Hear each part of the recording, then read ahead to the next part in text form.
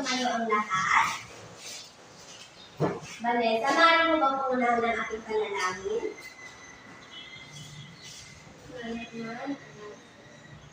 Lord, thank you for this day. Amen. Amen. Magandang hapon, grade 4 Santan. Magandang hapon din po. Ngayon, bago kayo maupo, ay tingnan niyo muna ang inyong mga ilalim na inuupuan, kung may mga basura at itapon ito pagkatapos ng ating klase. Tapos na ba mga bata? Opo. Ngayon, maaari na kayong maupo. Thank you po. Vanessa, sinong absent ngayong araw? Teacher, wala pong absent ngayon. Magaling. Sige nyo ang inyong sarili ng 3 palakpak.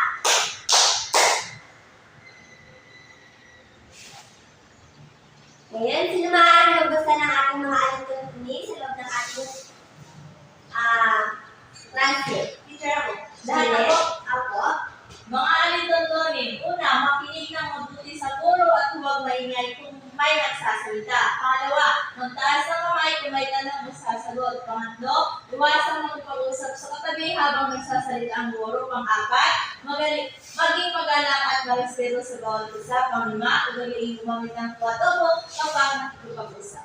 Salamat, Juliet. Ngayon mga bata, nais ko na ating itong magawa sa loob ng ating klase ngayong hapon. Ngayon mga bata, tayo ay magbabalik-aral. Ano na nga ulit ang ating pinalakay ng karaang araw? Teacher, Vanessa? yung pag-aalaga po ng hayop na pupwede lang po sa tahanan. Magaling, Vanessa. Salamat dahil tama ang iyong mga kasagutan. Ang tinalakay natin nakaraan ay mga hayop na maaaring alagaan sa tahanan. Ngayon mga bata, sino may mga alaga sa inyong pusa? Ako po. Magaling. Kalapate. Ako po, teacher. Mayroon po si bahay. Aso. Mayroon po kami. Sino naman ang may alaga sa inyo ng rabbit? Teacher! Sino naman ang may alaga sa inyo ng Chicken. manok? Kami po. Magaling. Chicken joe. Bago tayo darapa sa ating panibago, tatalakayin ay tayo muna ay magkakaroon ng isang gawain na may pamagat na marababasahin ng lahat. Word puzzle. Para sa pagtuto, sino maaaring magbasa?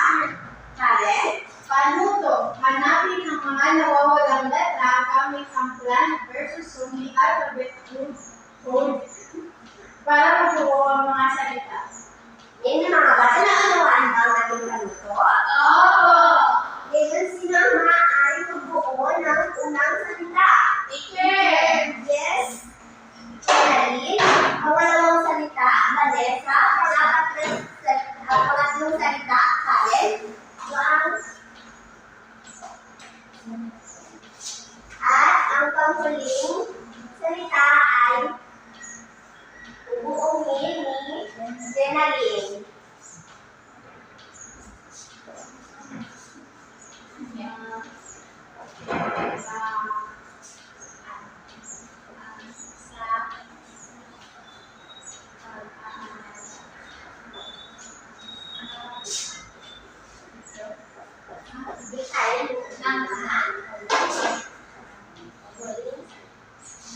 Ako sa teacher. Galing. Ngayon, titingnan natin kung tama ang inyong mga nabuo. Maaari ba basahin ng sabay-sabay ang inyong nabuo? Gustong pamamaraan sa pag-aalaga ng mga hayop. Tingnan natin kung tama ang inyong mga nabuo. Yay! Magaling. Ang ating pag-aaralan ngayong araw ay gustong pamamaraan sa pag-aalaga ng mga hayop. Ngayon, bago tayo magpapatuloy sa ating talakayan, ay atin mo nang alamin ang ating layunin. Sino maaari magbasa ng ating layunin? Denalyn? Pagkatapos ng 5 minuto, ang mga mag-aaral ay inaasahang A. May isa-isa ang masong pamamaraan sa pag-aalaga ng hayop. B. Na isasagawa ang masong pamamaraan sa pag-aalaga ng hayop. At C. Na ibabahagi ang kalagahan ng masong pamamaraan sa pag-aalaga ng hayop. Salamat, Sir Nandit. Ngayon mga bata, iyan ang ating layunin sa loob ng ating klase ngayong araw. Ngayon mga bata, ito ay may isang kwento. May pamagat na Uti, ang munting magsasaka. Uti, ang munting magsasaka. Sino maaaring magbasa? Lahat na lang may picture. Sige, basahin niyo lang sabay-sabay. Si Jose ay kilala sa tawag na Uti sa kanilang lugar. Bago pa man sumikat ang araw, makikita na siya nagpapakain ng kanilang mga alagang manok, kalapate, baboy, aso, at pusa. Kaya naman, mahal naman siya ng kanyang mga magulang dahil sa kanyang sipag at syaga sa pag-aalaga ng kanyang mga hayop. Isang araw, masayang umuwi si Uti sa kanilang bahay. Nanay, bukas ay magulat ako sa aming mga mag-aral. Nagtala kasi ang aming guro sa agrikultura at sinawa yung mga alagang hayop, kaya itinaswa ang aming kamay. Nagustuhan niya ang aking kwento. Bukas ko nanay, magulat ako tungkol sa wastong pamamaraan sa pag-aaral ng mga hayop. Masayang balita ni Uti. May mga bata na unawaan ba ang kwento ni Uti? Opo. Ngayon mga bata, para sa pagpapatuloy, ako na ang magbabasa. Kinabukasan, sabik na pumasok si Uti sa paaralan. Magandang umaga, Ginang Santos. Magandang umaga, aking kamag-aral. Ang ulat ko po ay tungkol sa pamamaraan sa pag-aalaga ng mga hayop. Bati ni Uti. Ang unang hayop na tatalakay ni Uti sa kanyang mga kamag-aral ay ano ang unang kita? Aso. Gani. Ang kwento ni Uti patungkol sa aso na paraan kung paano niya ito aalagaan ay ito. Una, sa aso, mahalagang panatiling malinis ang kulungan ng mga aso. Pangalawa daw, dapat may maayos na daanan ng hangin ang ulungan.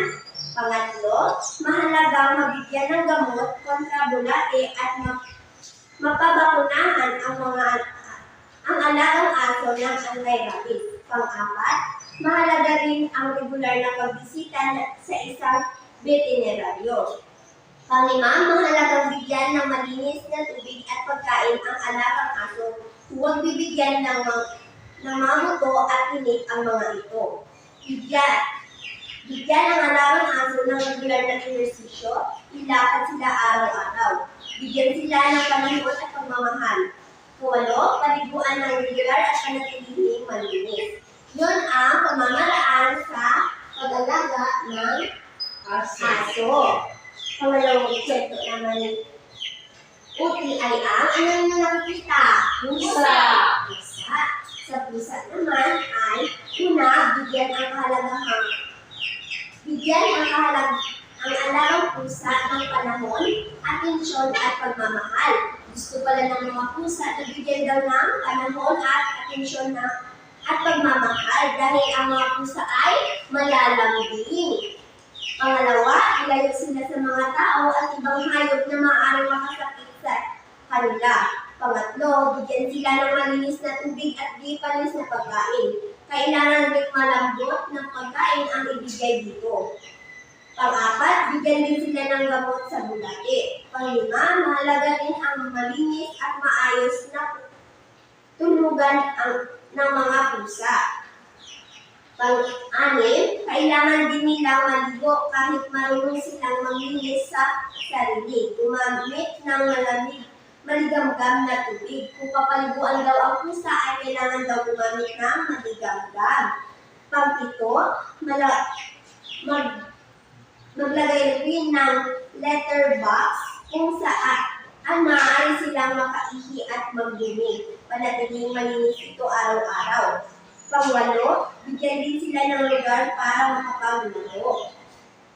Yun ang kwento ni Uti patungkol sa pamamaraan sa pag-alaga ng pusa.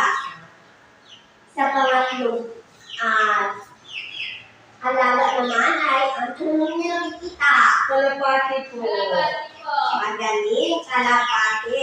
Sa kalapati naman, ang paraan ng pag-aalaga ay una, malinis, maluwang at may ventilasyon ang mga kulungan ng mga kalapati na maaari ring may bilaran. At dapat rin makaangat sa lupa upang hindi makapasok ang mga daga at iba pang hayop.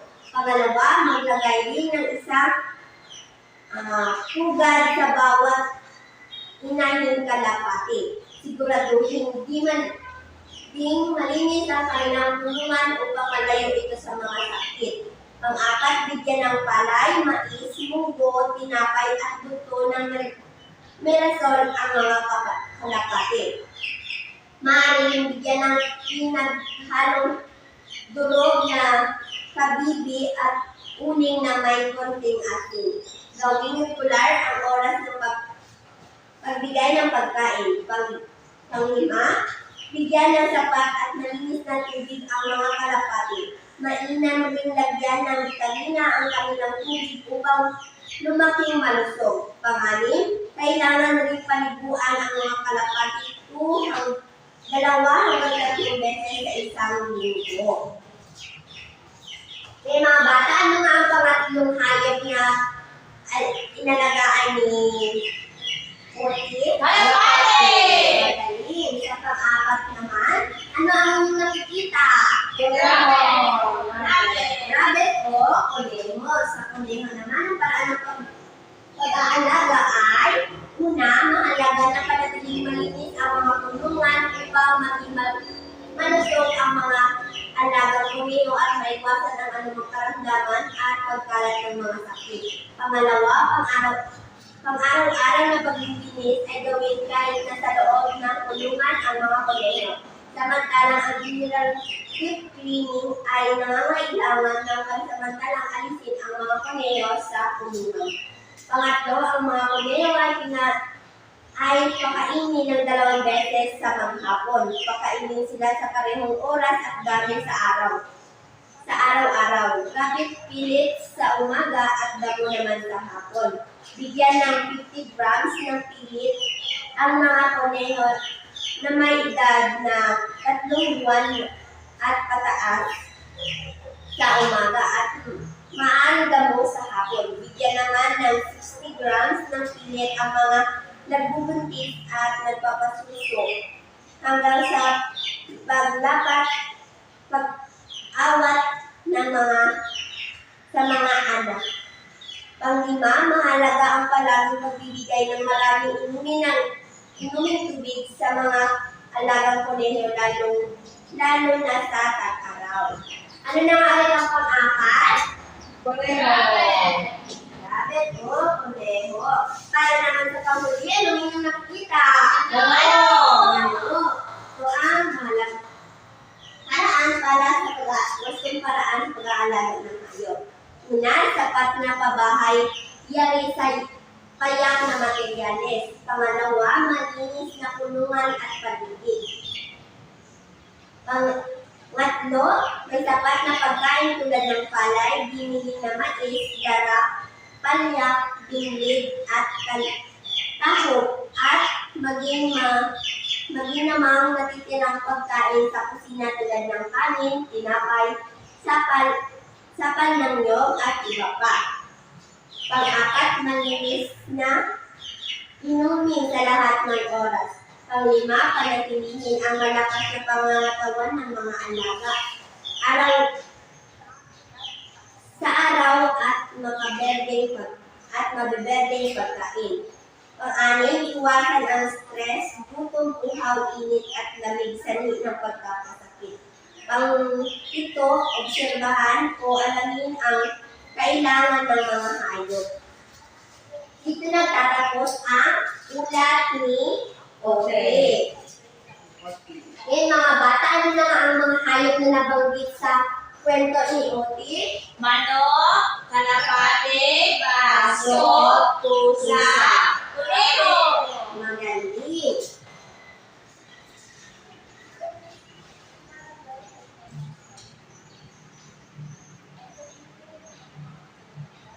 Ngayon mga mga bata, tayo ay magkakaroon ng isang gawain na tatawagin natin sininyuto.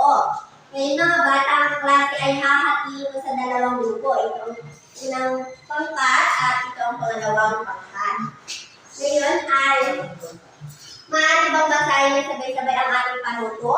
Pupunta sa harap ang leader ng bawat grupo para pumili ng isang larawan ng hayop na kanilang iaarte. Ang bawat pakat ay may attribute sa sumunaan na paalala ng hayop. Ngayon mga bata, sino ang leader ng bawat pangkat ay pupunta dito sa harap? Ngayon maaari nyo nang kunin ang alagang hayop na inyong napili.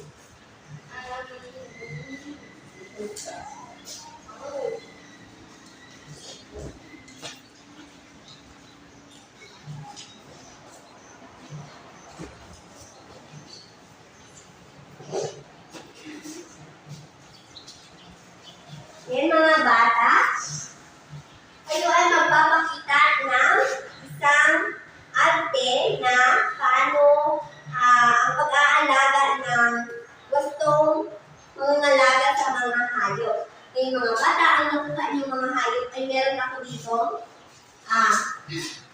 Totoong mga hayop. Para sa nakakuha ng manok, ito ay inyong iaakit. Kung paano mag-alaga ng manok. At sa isa naman ay ito. Impure puti lang ha. Impure puti lang. Impure puti ko yung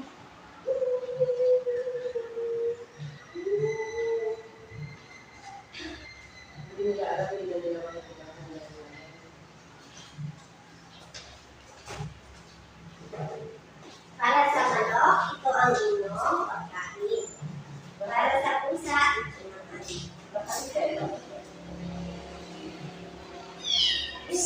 Ayun mga bata, bibigyan ko lang kayo ng 5 minuto para tapusin ang inyong gawain.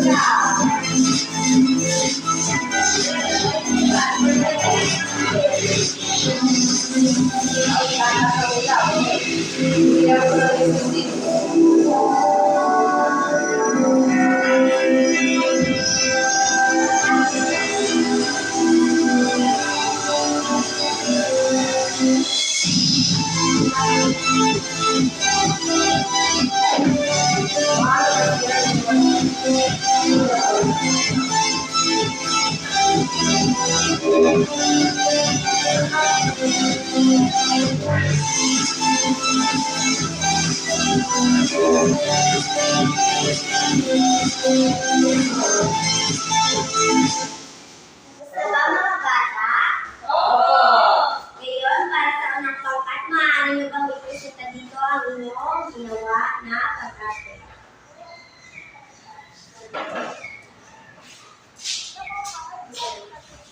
una, teacher, sapat na pabahay ay sapat na materialis. Sapat na yung bahay ng manok. Pangalawa po, malinis na kulungan at paligid. Ito po, teacher, malinis na kulungan.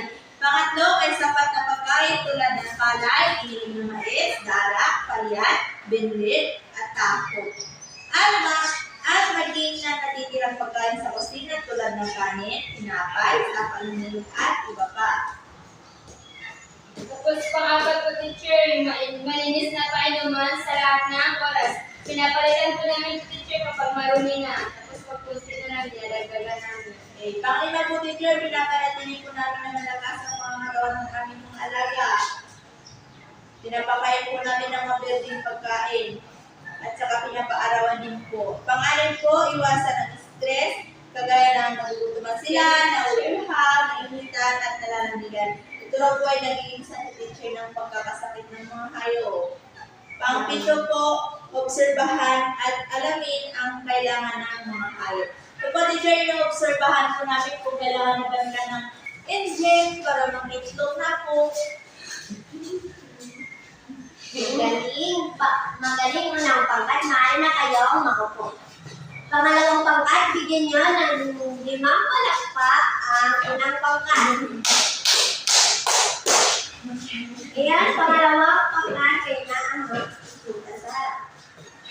Teacher, ito po yun sa pag-aalaga ng pusa. Kung nabigyan ng alaga ng pusa ng panahon, attention at pagmamahal, tapos nilagay sila sa mga tao, di ba kahit na maaaring makasakit sa kanila.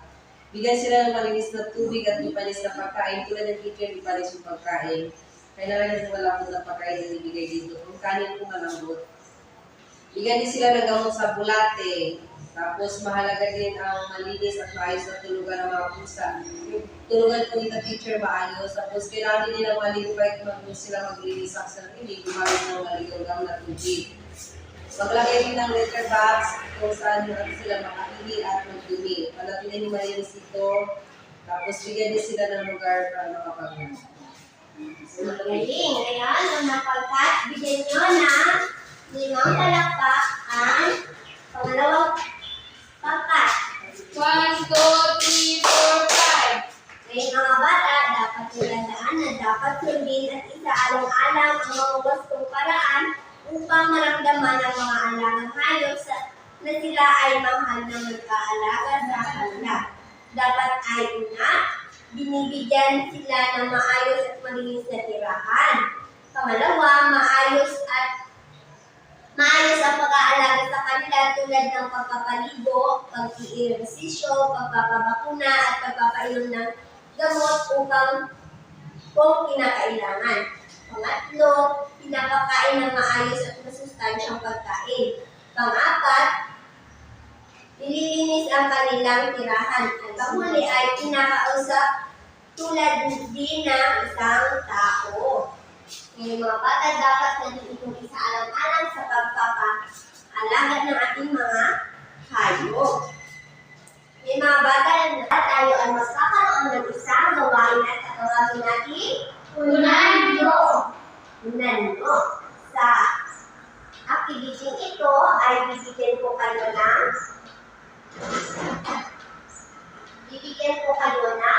activity sheet na dito kayo magsasagot. Sino maaaring magbasa ng palulot?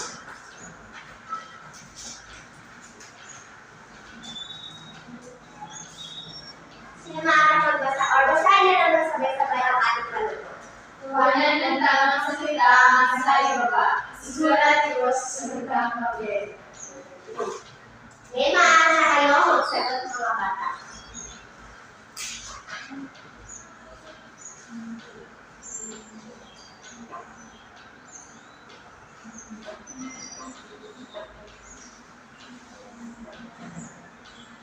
Mga bata, kung makakasagot ng tama, ay magkakaroon ng reward. Yay! Ang reward mga bata. Ano gusto ng reward? Teacher! Ilang tapos na magsagot? Teacher! Ngayon, akin na itong sasagutan. Para sa unang katanungan, sino maaaring magsagot? Teacher! Karen, pangalawa, Vanessa, pangatlo, Jenaline, pang-apat, Vanessa, pang-lima, Karen.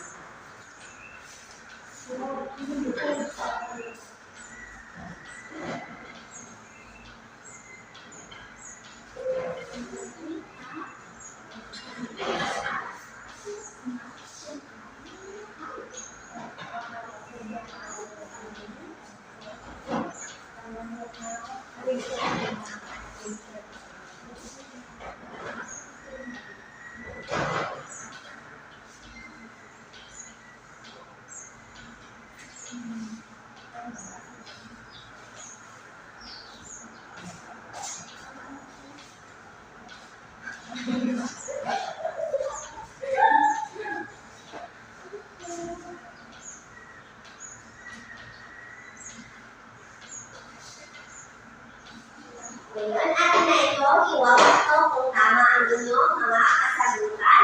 Para sa unang bilang, malinis na blank. Ito ay Tulungan. Magaling, tulungan. Sino ang nagsagot? Teacher. Ay, Teacher. River, si Karen at chocolate. Pangalawa, mahalaga rin na malinis at maayos na tulugan ng mga hayop. Ngayon, tama ba na malinis at maayos? Opo, teacher. Magaling. Sino magsagot ng number 2? Teacher, igalis ako. Yan ay bigyan natin si Vanessa ng chocolate. Sa pangatlo naman, obserbahan at alamin ang kailangan ng mga hayop. Tama ba na obserbahan at alamin ang sagot na nilagay ni Genevieve? Opo, teacher. Kailangan natin obserbahan o alamin ang mga kailangan ng mga hayop para maging malusog at maganda ang ating mga hayop. Pang-apat, bigyan natin si Genevieve ng reward. Kaya sa pang-apat naman ay mahalaga at bigyan ang alarong hayop ng panahon, atensyon at pagmamahal. Tama ba na atensyon at pagmamahal ang kailangan isagot dito sa katlang? Magaling. Tama. Dahil dyan may pangalawang verse si Karen. Pang-lima naman, mahalaga rin ang regular na pagbisita sa isang veterinaryo or sa paggamutan ng mga hayop. Tama ba na veterinaryo? Magaling. Ngayon, may another reward si Vanessa. Teacher, yung mga namin teacher, tinadala mo namin teacher sa veterinary. Magaling para ma-check natin kung may success po. Wala ang mga hayop. Ngayon, ipasalasarap ang mga papel.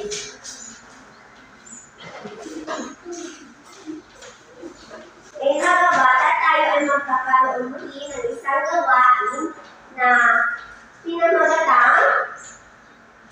Basahin niyo sabay-sabay. Pangangalaga sa aming alaga.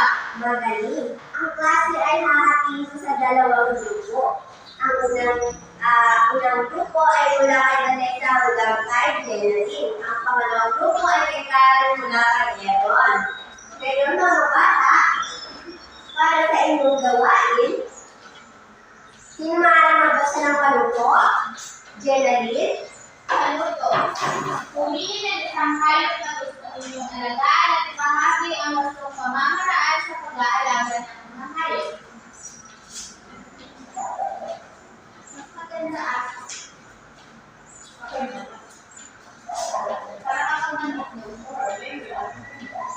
Hindi mga bata, anong nakikita nyo sa ating sala? Mga hayop! Ngayon, pili kayo ng mga hayop na gusto nyo alagaan or ipapakita nyo kung paano nyo ipapangalagaan ng maayos. Para sa pamantayan, maaaring nyo basahin po, Vanessa. Pamantayan, magandaan maayos na presentasyon, 20.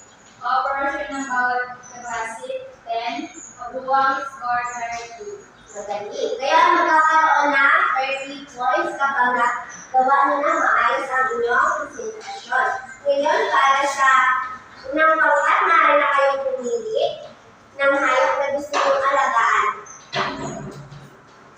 Pwede po teacher dalawa. Siya lang po. Pangalawang pangkat.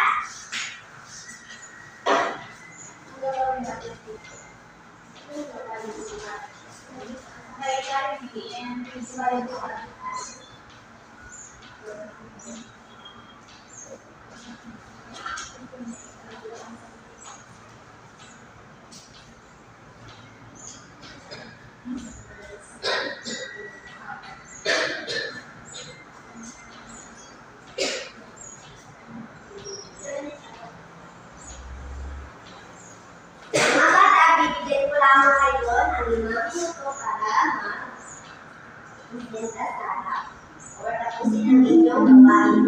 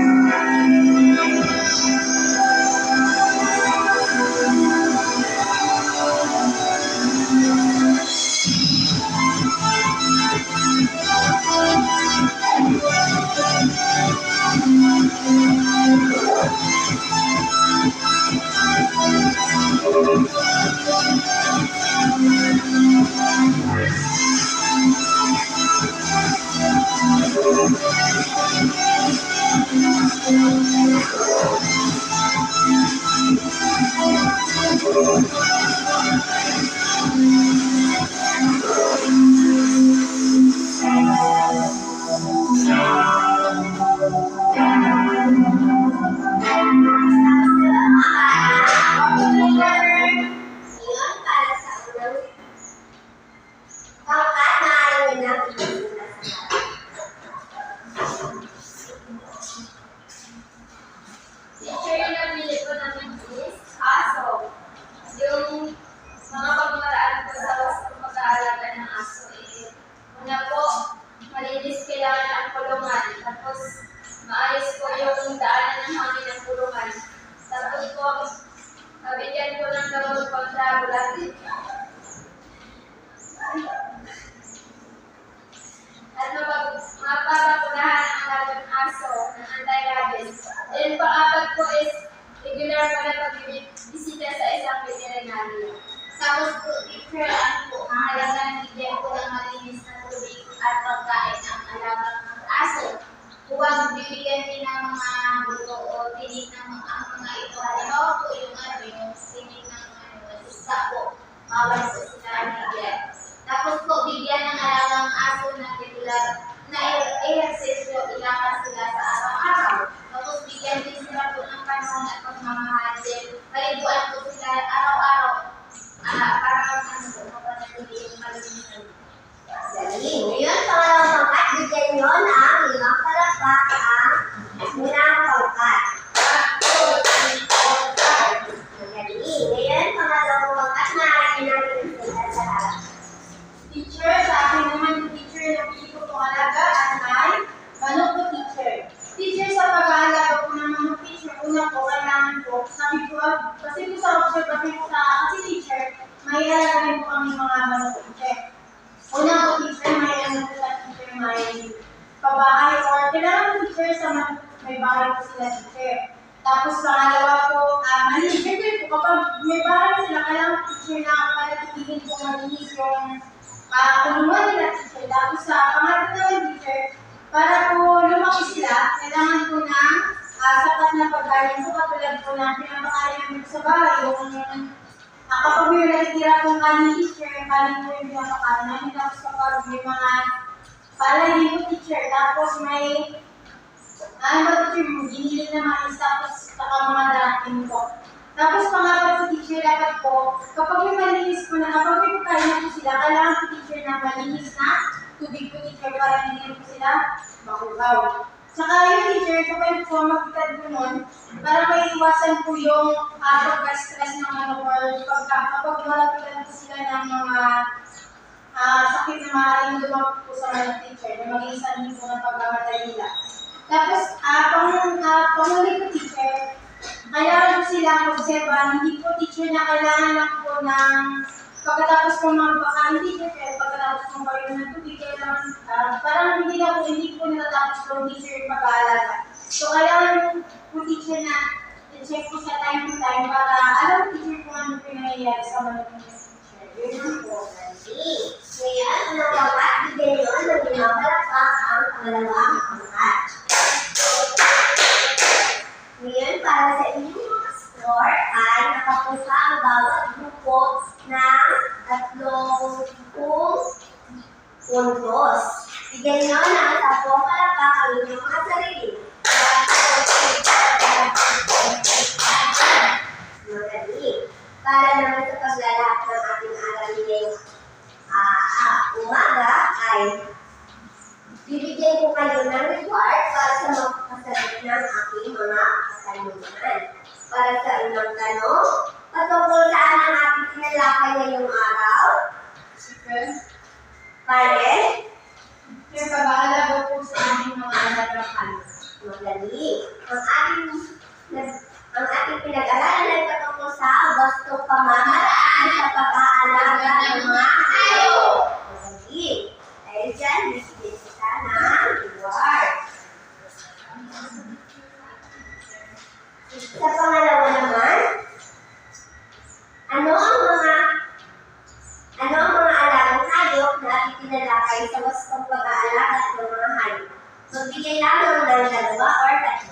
Teacher, Jenaline, ano po? Aso, pusa, tapos... Manok. madali. Dahil dyan, may reward ka.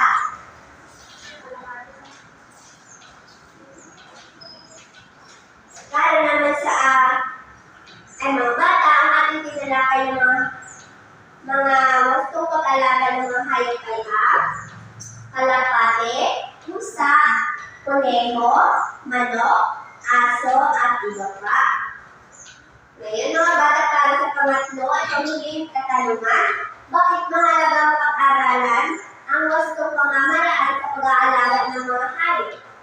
Sino maaaring magsagot? Vanessa? Teacher, mahalagang pag-aaralan ang mas pamamaraan sa pag-aalaga ng mga hayop. Nasa ganun po, teacher, matiyak na iligtas ang mga hayop na tinalaga. Magaling. Ito ang iyong reward. Mga bata, mahalaga na pag-aralan ang wastong pamamaraan sa pag-aalaga ng mga hayop para maging ma-alert tayo sa kung magkakasakit ba yung ating mga hayop or magiging malusog ba ito dahil ito ay kailangan natin alagaan sa wastong pamamaraan. Ngayon mga ba, ngayong hapon, ngayon ay bigyan ko kayo ng isang pagsusulit. Kumuha ng isa at ipasa sa likod. Maaaring mo bang basahin ng sabay-sabay ang panuto? Dilin at dilugan ang titik ng pinakatapos sagot. Naunawaan ba ang ating panuto? Opo.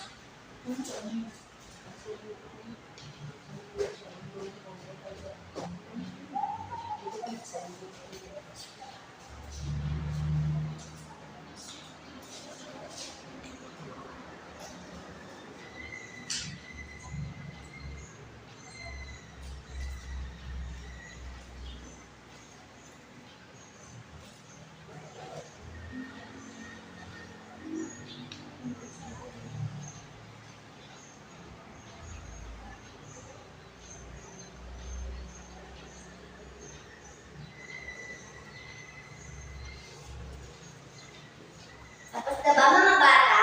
Opo. Para sa unang katanungan, sino maaaring magsagot?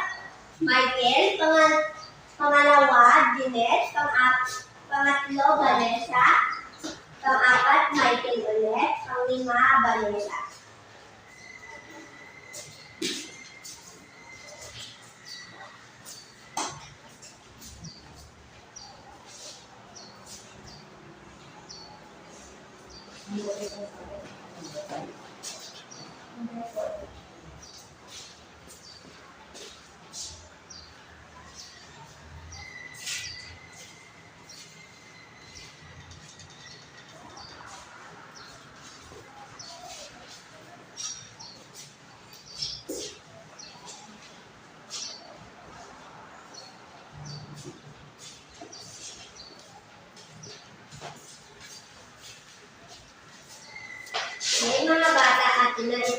nagwawasto. Para sa una, tama ba ang inyong kasagot? Tama ba ang sagot ni Michael? Opo. Magaling. Malinis na tirahan, pagkain at tubig. Pangalawa, bakit kailangan bigyan ng mga gamot at vitamin ng mga hayop? Upang maiwasan ang pagkakasakit ng mga ito, teacher. Magaling. Tama ang kasagutan ni Jeanette. Pangatlo, anong dapat tandaan sa pagpili ng lugar tirahan ng mga hayop? Lahat ng nabanggit. Magaling. Lahat ng nabanggit. Pang-apat, ano ang uri ng pagkain na dapat ibigay sa mga alagang hayop? Magaling. Panis. Magaling. Para sa panglima, bukod sa mga pangunahing pangangailangan ng mga hayop, alin sa mga sumusunod ang kailangan din na ibigay sa mga alagang hayop? Mapapalito, ehersisyo, pagmamahal. Magaling. Tama ang inyong kasagutan. Sino ang nakakuha ng 5 puntos? Teacher! Magaling na. Ngayon ay pasagot na sa harap ang inyong mga answer sheet. Yung mga bata para sa pagtatapos ng ating aralin, ay kopyahin niyo muna ang inyong takdang aralin.